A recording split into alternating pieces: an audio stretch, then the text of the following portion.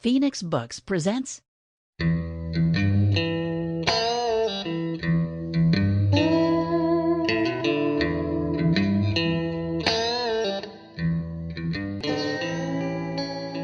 Hard Time by Sara Paretsky.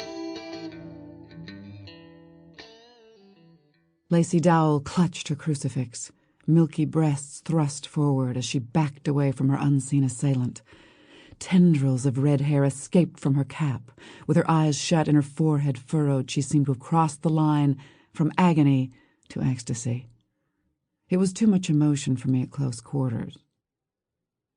I turned around only to see her again, red hair artlessly tangled, breasts still thrust forward as she accepted the hasty pudding award from a crowd of Harvard men. I resolutely refused to look at the wall on my right, where her head was flung back as she laughed at the witticisms of the man in the chair opposite. I knew the man and liked him, which made me squirm at his expression, a kind of fawning joviality. Murray Ryerson was too good a reporter to prostitute himself like this. What got into him? Or more to the point, what got into me to let him turn my bar to this backslapping media circus?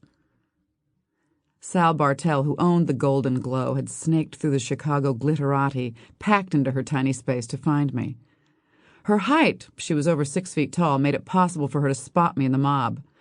For a moment, as she looked at the projection screens on her paneled walls, her relaxed hostess smile slipped and her nose curled in distaste. I don't know, I said. Maybe he wants to show Hollywood what a cool insider he is, knowing an intimate bar they never heard of. Sal snorted but kept her eyes on the room, checking for trouble spots. Patrons waiting too long for liquid, wait staff unable to move. The throng included local TV personalities, anxiously positioning themselves so that their cameras could catch them with Lacey Dowell if she ever showed up. While they waited, they draped themselves around executives from global studios. Murray himself was hard at it with a woman in a silver gauze outfit. Her hair was clipped close to her head, showing off prominent cheekbones and a wide mouth painted bright red. As if sensing my gaze, she turned, looked at me for a moment, then interrupted Murray's patter to jerk her head in my direction.